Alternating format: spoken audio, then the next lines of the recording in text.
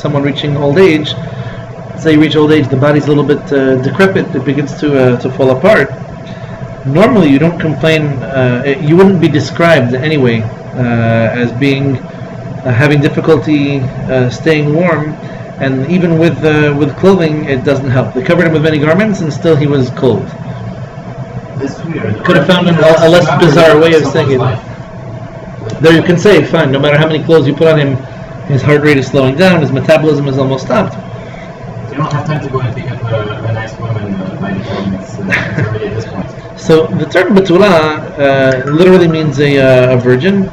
Often enough, especially considering the culture of antiquity, it just means a young girl. I mean, a girl who's not married. So if she's married, why would she be, helping the king up and, I guess getting dressed, getting what he needs to get done?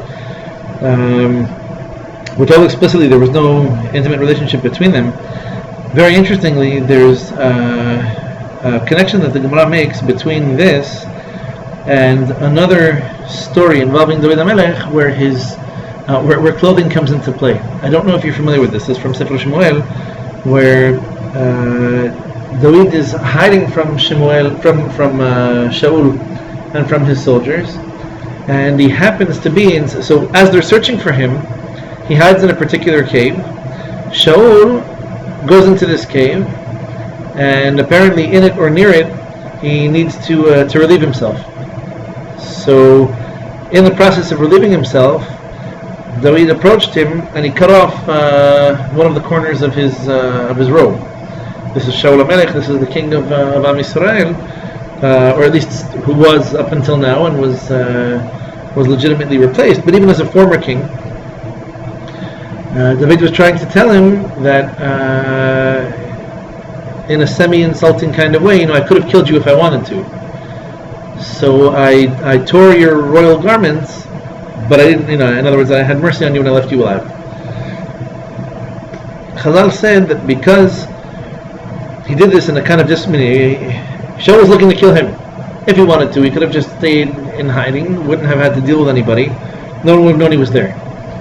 So David endangers himself in order to kind of take a swipe at Shaul. So he cuts off the corner of his robe, and he later says, I could have had you killed if I wanted to, and I didn't because I'm merciful, etc. Chazal said that because David damaged the robe of the king, in a way he kind of disrespected the kingship in general. In particular, he disregarded the clothes of the king and what they're supposed to represent. Meaning, a king is someone who dresses differently, who's respected differently, someone who's held by, deserves a certain amount of dignity. Even if he's no longer the active king of Am Yisrael, he's supposed to be respected nonetheless. It's true, he went crazy and he tried to kill you. Fine, it happens. Politics do that to people. But at the end of the day, David attacked Shaul and disregarded his clothing. He kind of insulted him by way of his clothing. And Chazal criticized him for doing this and said that as a punishment for him tearing the royal clothing, his clothing ceased to function. In other words, all the garments they brought him wouldn't keep him warm. Why? Because he had, towards the end of his life, he now has to do teshuvah for anything he's done wrong, or anything he's failed to do teshuvah for up until now. And one of those items was this. One of those items was his disregard for royal clothing. It's a very interesting discussion because you would think, as an inanimate object, why do we really care about clothing, what he did to it, and what it does for him? But there's a deeper connection. In fact, there's a very interesting sub-theme of clothing throughout Sefer Shemuel. Shemuel HaNavi, his mother made him a coat when he was younger, and he wore it throughout his life. And what exactly is the nature of this coat that she made for him, and why is it so special that his mother made it for him, that he kept it on him the whole time? Clothing represents a lot of different things. Normally, it's a matter of first of all serving a function, so it conceals the body, and it another function is that it keeps you warm, but also that it transmits, it broadcasts a certain amount of respect and dignity for the person wearing the clothing. So someone poor wears, tattered, not such clean clothing. That's just what they can afford. Someone who works is a very fancy or high-powered or respected or highly regarded doctor or attorney or businessman. It would be very inappropriate of that person to wear clothing that's less than fitting for that kind of a role.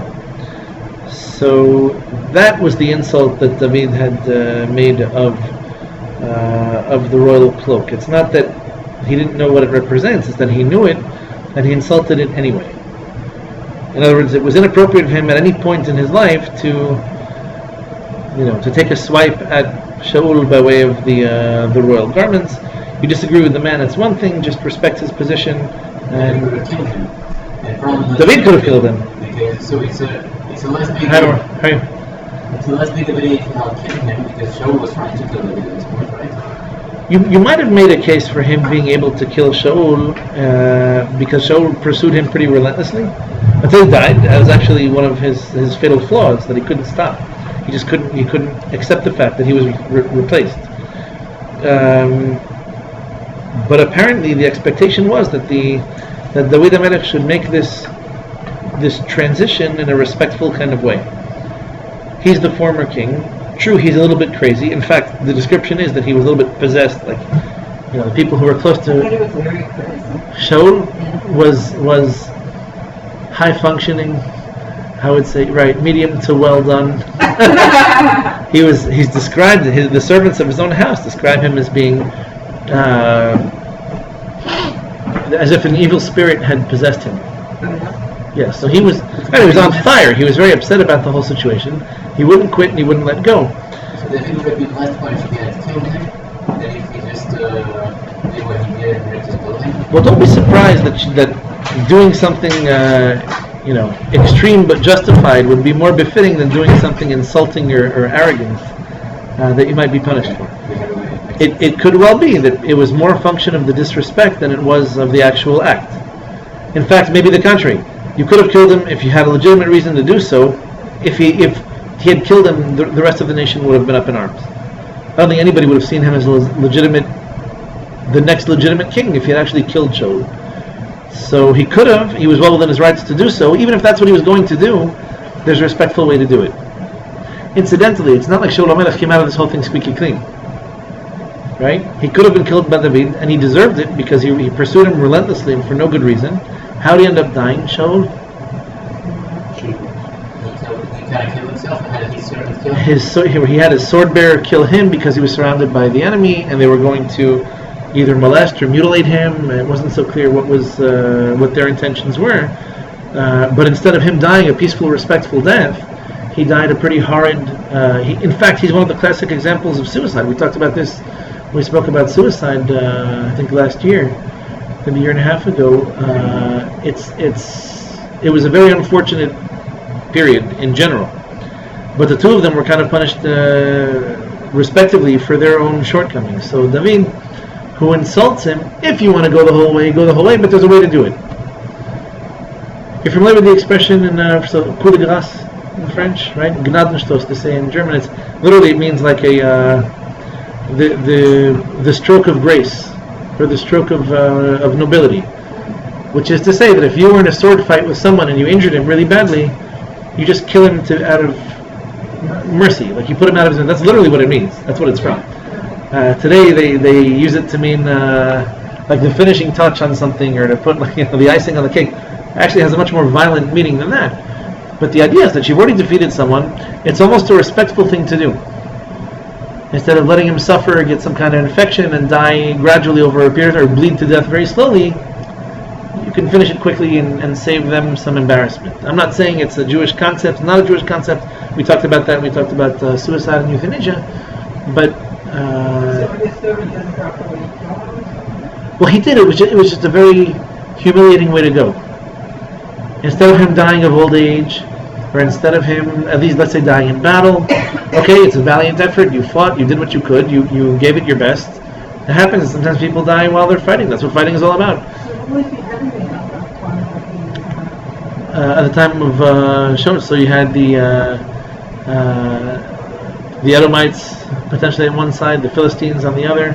we never had a shortage of enemies. That was Ammon and Moab come into the picture a little bit later. It was always Ammon and Moab always are like there in the background. So we had our encounters, we had our run-ins. Here in particular, though, it's just interesting that David is described as being cold and not being able to warm himself up. And no matter how many garments, how many articles of clothing they put on him, he couldn't keep himself warm. And Chazal said, because he insulted the robe of the king, even though he was no longer the legitimate king, even though he was trying to kill him. To be fair to David,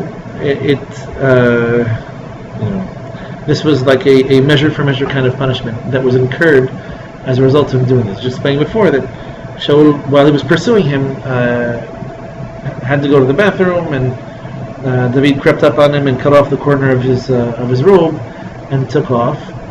And he later kind of insulted him by saying, "I could have killed you if I wanted to, but I didn't." For political reasons, if he had killed him, half the nation probably would have gone after him anyway. It was a very difficult transition for him to make from, Shaul is now deposed and I'm the one who's supposed to continue in his stead. But at the same time, he could have just not done anything. Just stay there, be quiet, and leave. Why would you have to embarrass or humiliate Shaul? What he was trying to say is, let's put an end to this, all right? You're trying to kill me, but I could have had you. You owe me.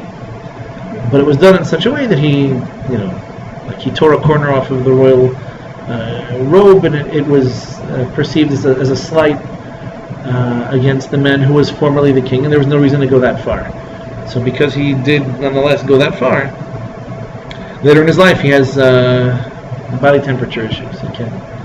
He's always cold. Why did they attribute that to that? Because it's described in a very peculiar way, that no matter how many articles of clothing he wore, like they covered him in garments and still he was cold. But that's like a bad circulation. You might be tempted to say, but there's no one else in the entire Tanakh who's described as impervious to blankets. Like, I know it's cold, to put on another layer, wear a sweater, a cardigan, some kind of a vest, nothing. Doesn't help. And it's described this way as literally a punishment for him having gone that far with Shaul to insult him, to take a shot at him, like basically take a sweat at him. True enough. Hence the discussion, even if he were legitimately permitted to kill him, that might have been the more respectful thing to do than to chide him, by cutting off the corner of his robe. He's the king. You don't have to like it. He was the king up until now.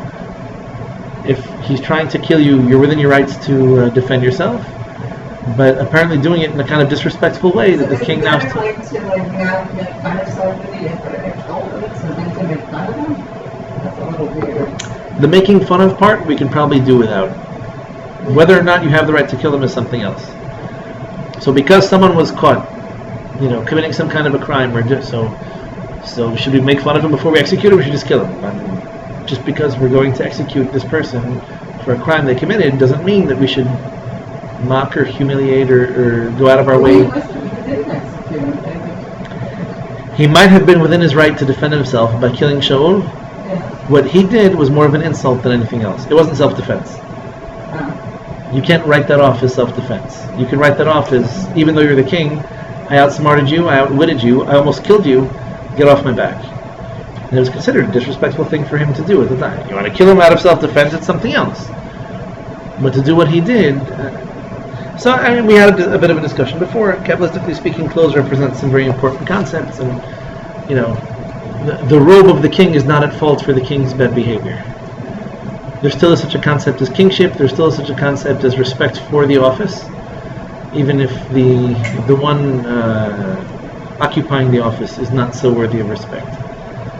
It's an election year and I've taken a lot of vows and oaths. I will refrain from further comments for the next couple of minutes. When you're finished teaching, I have something I like to say. I'm never finished teaching, but I would love to hear it now. So anyway, just interesting putting that out there. Neither David nor Shaul come out superheroes from that particular encounter.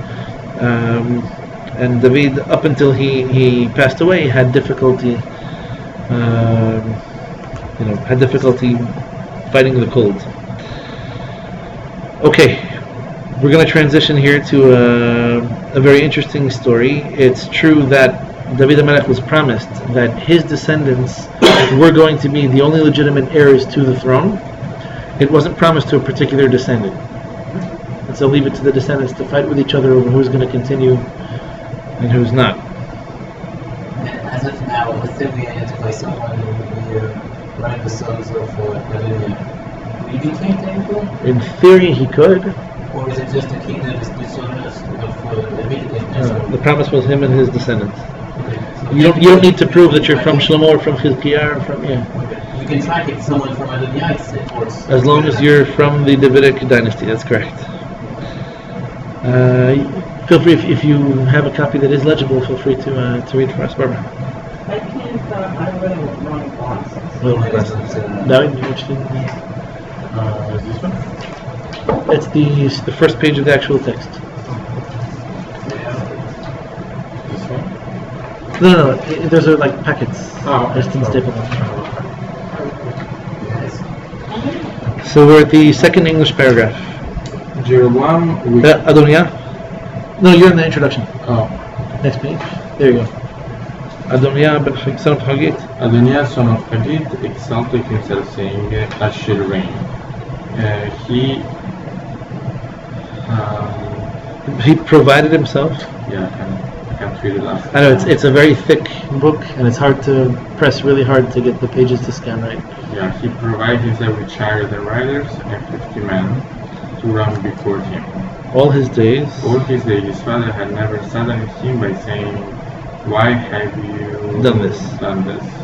Moreover, he was very handsome, and his mother brought him up after Absalom. He discussed his intention with Yoav, son of Zeruiah, and Abiathar HaKohen.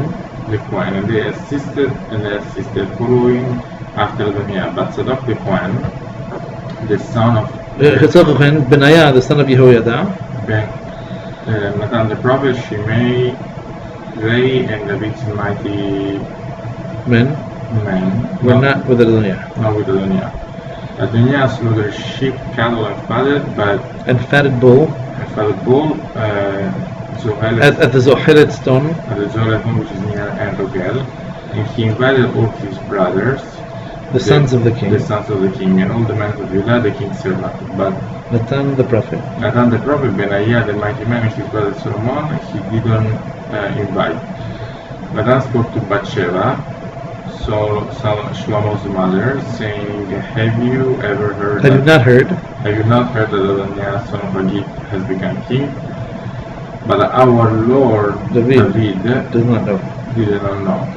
So now go, I will give you counsel now, so that you may save your his soul. and the soul of your son Shlomo. Go and come to King David and ask, And say to him, and say to him, have you not, my lord the king, sworn to your maidservant, saying, your son, your son Shlomo will reign after me, and he will sit on my throne?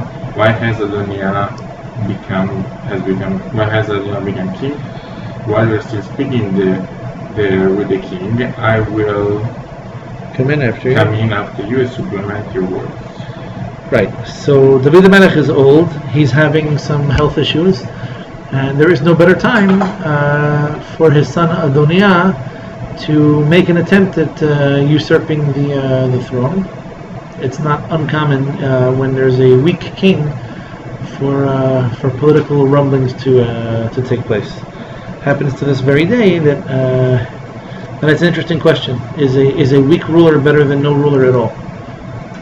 When you find David was already at the end of his life, it wasn't a very long life, and he passed away at the age of 70. But nonetheless, as he was already struggling, and apparently he was struggling more so than most men his age, Adoniah saw an opening and decided he would go after it. A couple of quick notes on this particular paragraph. Number one, Natan Hanavi probably was the greatest prophet alive at the time, so him not being consulted was an insult. Okay, Natan, the prophet, by Adoniah. In other words, that him doing this, what's so illegitimate about this? Where does it say Shlomo is going to be the next king? David had sworn to Bathsheba that Shlomo was going to be the next king, that he was going to succeed him. And he was legitimately, he was young. Shlomo was young, but he was wise, he was righteous. Natan Hanavi not being invited, and perhaps even more so than Abiathar, who was the Kohen Gadol at the time, was a big insult. Shaul HaMelech was anointed to be the king, right? He was an Imshah. He was anointed by Shemuel HaNavi, who was the greatest prophet alive in his generation, after a stretch during which we had no prophecy. Shemuel was also the one who deposed Shaul and anointed David instead of him. So not having alerted the prophet of this attempt, in other words, he wasn't waiting. He wasn't going to sit there passively, wait and see who gets this appointment and who doesn't. He basically figured that he would push this.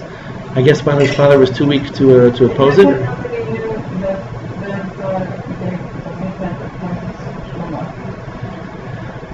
I don't know that how public he had made that up until now. It seems like Adoniah should have known better, because he did rebel against his father, and effectively, it certainly seems like he had never discussed this with him. So David is legitimately shocked when he hears this, just like Bathsheba and Shlomo are as well. It's even more disconcerting when Natan tells Bathsheba, "Follow my advice, and you'll save your life and the life of your son." It didn't sound like Adoniah was keen on keeping his rivals to the throne alive, which is unfortunately not unique to the Jewish throne, but you find that, who was it in most recent history, but just because it's politics, we have to bring it up. I think Kim Jong-un, the psychopath in North Korea, had a number of his uncles executed. I don't know about siblings. So that was like his uncles. That was a public thing. Was the same kind of thing. Everybody studied. Stalin. I'm saying like even more recently, Saddam Hussein also had a bunch of, I think, his sons-in-law he executed. So you would think that the people who are closest to you are the ones that you would protect, when in reality, they're the ones who threaten you the most, because they might have a legitimate claim to the throne. So Adoniah did not consult with David. Apparently, Hashem promised David that only him and his descendants would have a legitimate claim to the throne. The question is, how clear was this to everyone else, or what was the process that was supposed to be, the protocol that was supposed to be enacted? So first of all, his father's still alive, which is probably the bigger insult in all of this. I mean, if his father's still alive, I could just ask him if he's the one who's going to decide who the next king is going to be. But he didn't consult with his father, nor did he consult with Natan. And so this is an insult on a number of fronts, and to top it all off, Abiathar, the Kohen Gadol, so he couldn't even claim that he had consulted the Urim and Tumim to get some kind of divine guidance. So, okay, he's a bit of a do-it-yourselfer, Adoniah, and he's not really into pomp and ceremony. He's more into just doing things and trying to establish some kind of a chazakah that he now owns the throne. What's the process for the anointment? Who is supposed to anoint the king? It has to be a prophet, or any kind of chacham, or anybody in the world? Right, that's an excellent question. The Torah is not very rich in details on this. It says, "Som tasim alecha melech." We have an obligation to appoint a king. If that's what the people want, we should do it. Doesn't sound like it was a very good idea from the beginning, but once we decided we're going to have kings, that's kind of the way it goes. The expectation is, and this for that matter, how would we appoint a king today? The expectation is that there would have to be some kind of prophetic input. I couldn't tell you that I'm going to be a candidate for the next throne because I'd be making it up out of thin air. If a prophet were to come and tell us, this individual, this man is going to be the next king of the Jewish nation, I'd say, okay, it's a prophet, kind of hard to fight with a prophet. It's been done, but it's a little bit gutsy. So we would expect some kind of divine input. As a matter of fact, the very beginning of Shaul's anointment as king, Shemuel, it's frightening. If you read this particular chapter, Shemuel tells him, the nation has decided they want a king. This is a disaster, and it's going to be, the ruination of the nation. And I'll prove this to you because it's summer right now, and all the grains are out and ripening. They're all drying. I'm going to make it rain just to prove to you that you're wrong. And he did. Everybody got scared. They said, wait, maybe this is a terrible mistake. He said, no, that's it. You asked for a king. You're getting one. I just wanted you to know that it's a disaster. So we got prophetic input. If that was one of those boxes we had to check off, I guess we did that. It wasn't necessarily a blessing, but he's the one who said, if this is what you want, then I have no choice but to acquiesce. I'm very distraught, and I wish you hadn't done this. I'm going to give you a king just like you have on the rest of the nations around you. But if he's straight and you go after him, it'll be great. And if he's crooked and you go after him, it'll be a disaster. But maybe it's a question for the Shiur just before the election. That shows a lot about democracy. So the people want something, but they want something that is wrong for them. It sounds pretty clear from Shemuel Hanavi's warning that populism was the problem. In other words, maybe because of the level the nation was on at the time, so if you have an ignorant populace and they vote for something, you're going to get something pretty ignorant as a result. If the motivation or the desire behind the appointment of a king was a good one, he probably wouldn't have opposed it the way he did, or he's telling you, listen, it's a constitutional issue. This generation, maybe we can hobble by with a king and maybe we can somehow make do. I'm here, I can keep him in check. And he does. He does. He rebukes Shaul for leaving Agag alive and for not fulfilling, ultimately he deposes him for the same reason. But when you have checks and balances, as we say in English, on the government or on the politicians, maybe at least it stands a chance. When we don't have prophecy, we have nothing but what the king tells us to do. If the king tells us that he's going to do this or he's going to do that, nobody can stand up to him, nobody can change his mind, well, it is pretty much doomed to failure, even if the king is a prophet, so much the more so if he's not. So it's a tough place to be in. We really don't have, we would need prophecy in order to be able to renew the theocracy in Israel, or the theocratic monarchy. We will need, so pretty much the next Mashiach, but we'll need some prophets before we can get... So we expect the Mashiach, the next king, to be a prophet, but he would have to prove his prophecy to the rest of us. Okay. He'd have to be able to make predictions in God's name that come true, and if they don't, then he gets executed. So that's easy enough in terms of checks. If he predicts something in the name of God that doesn't happen, then he is executed. He's a false prophet, he should be killed. If he predicts something in the name of God and it happens, we're more likely to believe him. So let him come forward and make predictions and prove that he's actually a prophet. But this next king, it's going to be much more complicated. In other words, we have the process of purifying the entire nation, ingathering of the exiles, the redemption. There's a lot of things that we would expect to see happen before or during his rise to the throne. Anyhow, Adoniah seems to be of the mind that it's much easier to apologize than it is to ask for permission. So he decides to get himself a following and to offer some sacrifices as if he's been anointed the next king, and then just to force people to try to to counter his actions in the name of his usurpation of the throne. Go ahead, Baruch, you have the wrong glasses than Yon. So, Bathsheba? So Bathsheba. You can read it? Good. So, Bathsheba? So Bathsheba came to the king into the chamber. The king was too black.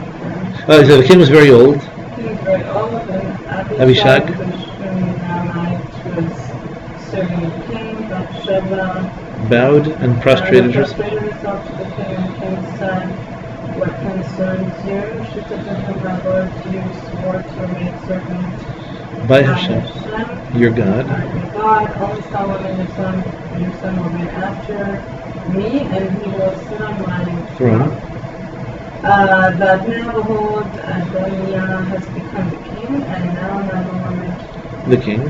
the king. You did not know. You did not know.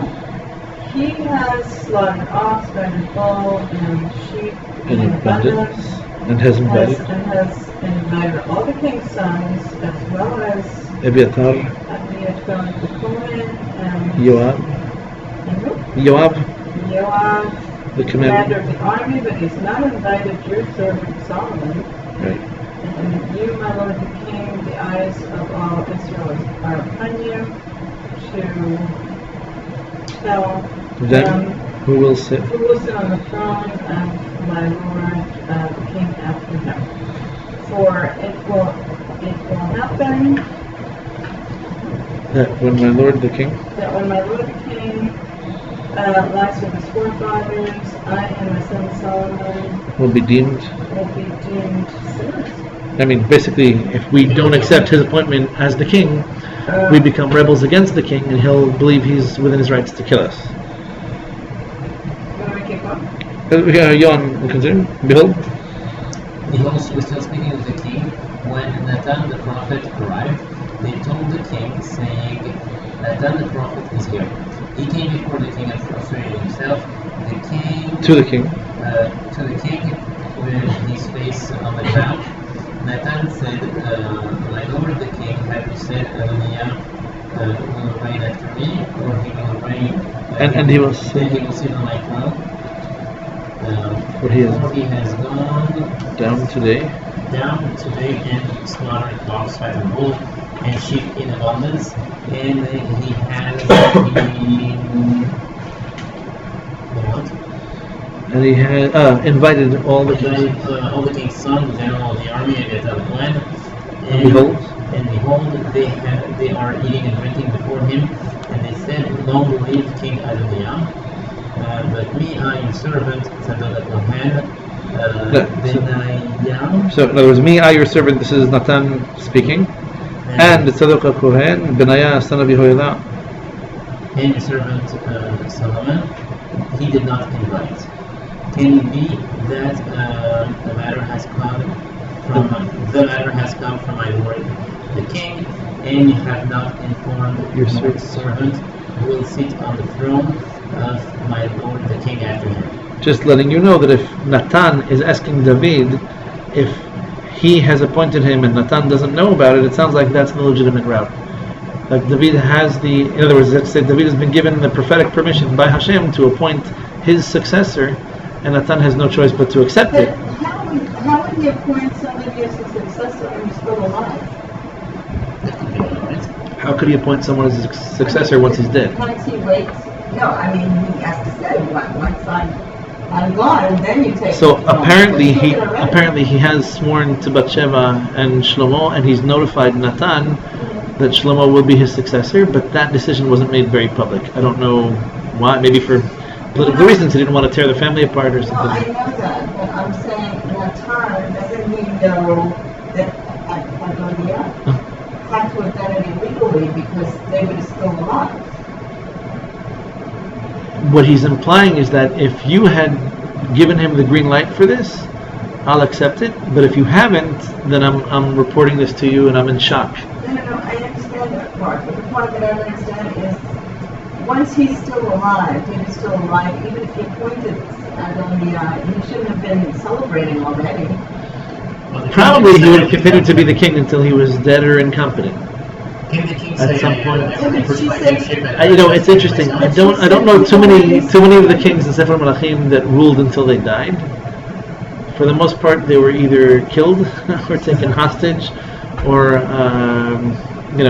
somehow maybe lost their marbles. I mean, as was the case with many of the kings of Israel. There weren't too many kings that lived until their bodies just gave out on them and they couldn't do it anymore. But in the case of David, it could well be that once he realized that he was no longer, if he had come to the realization that he could no longer dispense his obligations as the king, the right thing to do would have been to appoint a successor, for him to retain whatever services he believes he can still render and whatever responsibilities he can still fulfill, and he would have to notify someone before his death who it would be.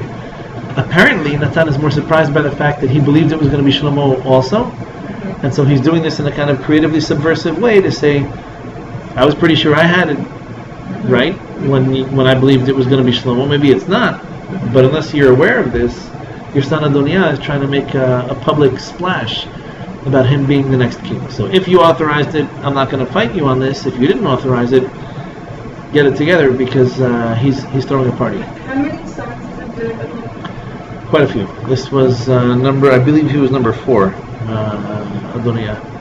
Yeah, and how did he suddenly decide on his own to do that? Adoniah? Yeah. I don't think he believed that Shlomo was going to kill him. Shlomo didn't kill anyone, as far as we know. The reason that was given for why he built the Beis HaMikdash and not his father is because he never engaged in warfare. He never carried arms. So it could just be for perfectly illegitimate reasons that he wanted his moment of glory, and that he figured that if he builds up a following and becomes popular enough, maybe this will do it. Maybe that'll just seal the deal. Shlomo is young. Shlomo is 13 when he takes the throne. It was a very challenging time. He was young? He was young, and I guess Adoniah sees that their father is weak and getting tired and not far from the end of his line. And he figures there's no way Shlomo can get the throne over me. He's so young, he's barely bar mitzvot, he's barely bar mitzvah. Oh, really? He was that young. So at this, again, David didn't live a long life. He was 70. Relative to the time, it was a long life. But so what he's basically saying is, if a father's that sick that he can't keep his temperature up, he's going to die one of these days. Shlomo's too young, so he just assumed it was going to be him, or he just really wanted it to be that way. He had some evil brothers. I think they kind of understood they were outside the picture. Amnon and Tamar in the story. Yeah, Avshalom. Avshalom was a piece of work, but I think at this point he was already dead. He was stabbed. He was speared. He tried to kill David, and because he had long hair, his hair got caught, and he kind of hanged himself from a branch, and he was stabbed numerous times with a spear. That's an excellent question. It was prophetically predicted that was going to happen. It just wasn't clear what his obsession. He was crazy. That's a nice way to put it. It happens that people are crazy and do crazy things. Like your father, the king. The royal family's not supposed to get crazy. I guarantee that the royal family is, immune to all sorts of psychopathy. I think David HaMelech, on the whole, did a good job. He had one son who, molested his one of his sisters, which was a pretty big humiliation to him. Amnon and Tamar, the whole story. And then you had Avshalom who tried to kill him, and this was apparently part of his punishment for having taken Bathsheba and sired a baby from her before her husband was dead. He had difficult times, David, but he had some challenges within the household as well. So basically, Adoniah is saying, we would have accepted whoever you appoint. We never thought it was going to be him. And if this is for some reason contrary to your last will and testament, please get up and do something about it now before this gets totally out of hand. But Adoniah has jumped the gun. He has not invited his father, or the prophet, the greatest prophet of the generation, or the Kohen Gadol, and this spells trouble. Good, John? Then King David answered and said, "Summon Bathsheba to me." She came before the king and stood before the king. The king swore and said, as Hashem lives, As Hashem lives. Hi Hashem, which is a very common introduction to a biblical oath. Someone who's swearing in the name of God, very often they say Hi Hashem. Yeah. As Hashem lives, who has redeemed my life from every trouble, I swear That as I have sworn. I swear as I have sworn to you by Hashem, the God of Israel, saying, Solomon, Your son will reign after me, and will sit in my throne in my place. So I should fulfill. So shall I fulfill So shall I fulfill it. it every day. This very day. Yeah. From this day on, that should be clear, and as the king's oath. Bathsheba bowed down to the ground and prostrated herself to the king and said, "May my Lord King David live forever." Right. By the way, in case you're wondering, that probably is the origin of the expression, "Vive le roi." Like people say the king should live. It appears in the Tanakh. It was a pretty common. Yeah. The king is dead. He should live forever. Yeah. So effectively, this is a very sad chapter and a kind of ominous introduction to Sefer Malachim, because the successorship of David is already conflicted. We haven't even passed the torch and it's been dropped. It just doesn't bode very well for the future. Bizarrely enough, David HaMelech had a difficult time asserting himself as the king. And just as difficult as that was, his departure from the kingship was also kind of wrought with controversy. In other words, it's a very tenuous position to be in. Just like Shemuel HaNavi said, having a king itself is not necessarily a blessing. It really all comes down to him, his character, and how straight he is, how loyal he is to staying on the straight and narrow. It was difficult for David to achieve this level. He made a couple of mistakes while he was there, and ultimately he wasn't able to leave it peacefully and kind of make a smooth and easy transition between the conclusion of his kingship and that of Shlomo. Shlomo does benefit from a certain period of calm, but you'll see that his life and times are also very much battered around from one end to the other. He has a difficulty, he leaves, the king comes back, maybe he's reappointed towards the end. That's okay. It's a stupid question though. If there have been so many problems with kings, and even Shmuel HaNavi is of the idea that not having a king would have been better in the first place. Why do we pray every day for the next king for the Messiah? Good question. If the nation was on such a high level, or they had at least such competent rulers or leaders, that with the right king we could do more than without a king, maybe it wasn't a bad plan. It seems like our generation is practically impossible to redeem without a king. Now? Yes. In other words, what we're praying for, that we should have a king, is not because it's an ideal situation under all circumstances. It's because there seems to be no other way for us to be redeemed. So if it was a discussion in the time of Shemuel HaNavi where he was still hoping for like a more ideal form of spiritual government, we've given up on that a long time ago. We don't hope that we can bring the situation back to a place where we don't even need a king to begin with. It seems like we're praying this should happen. We should be fortunate enough to welcome the next king, just get our act back together. Maybe we can turn the clock back once we're on the same page, but that doesn't seem to be imminent. That's a bit disturbing. It's profoundly disturbing. Yeah. Who's Benaiah, son of Yehoiada? Benaiah ben Yehoiada is described, Zohar describes him as an exceptionally righteous individual. He's not the Kohen. The Kohen is... Eviatar Kohen is the one. Eviatar is the Kohen. So who's Tzadok the Kohen? Sorry, So someone Tzadok the Kohen. Tzadok and...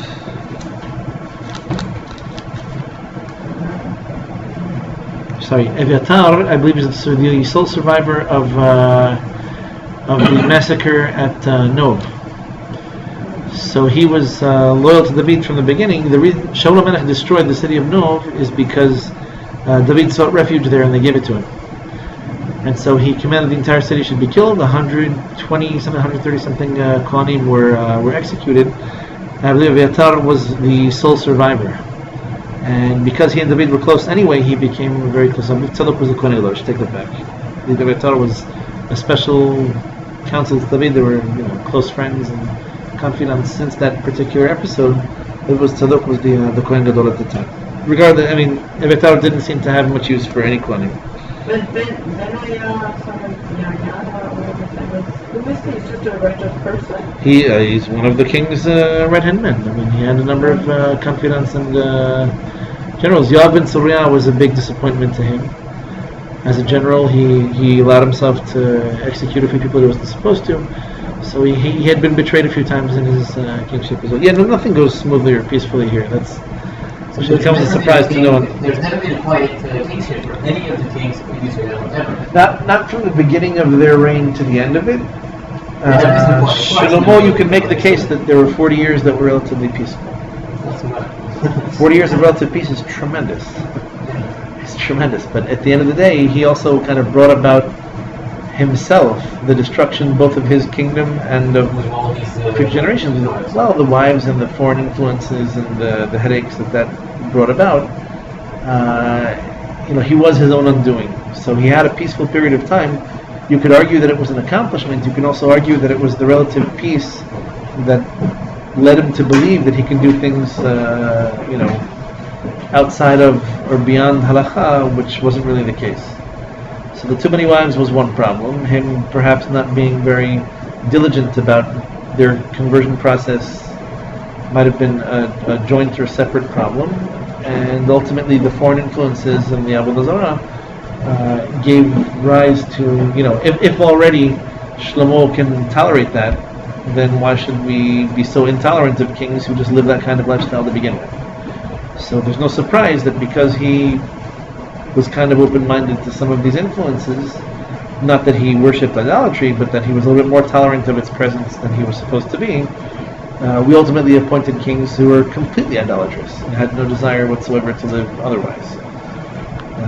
But it's a very unfortunate introduction to Sefer Malachim. It's a very funny Sefer in the sense that we have some pretty glorious moments. So Shlomo will construct the Beit HaMikdash. Malachim Bet begins on a very positive note. It's just that we have, quite a bit of disasters along the way, and we don't have that choice to walk back. We can't not have kings anymore. At this point, you go from one king to the other, and you're at the king's mercy. Just like Shmuel said, you're going to have kings. They'll be good, they'll be bad. It's your problem. The king has a certain number of authorities and a certain degree of discretion that's just his. So if someone's rebelling against him, he can, in theory, have that person executed. If he's righteous or not, Hashem can judge him, but it's very difficult for the people to put checks and balances on the wealthiest, and most powerful, and most influential person in the nation. I'll make no comment about the FBI and who they do or don't choose to indict, but it's very difficult sometimes to put checks and balances on people that have a tremendous amount of influence and own entire institutions. So let's take a quick break over here. David's going to respond in kind to the attempt at usurping the throne, and next week is going to get a little bit violent, but we'll have to quell the rebellion. What if Have to it's quell the something? Yeah. After that last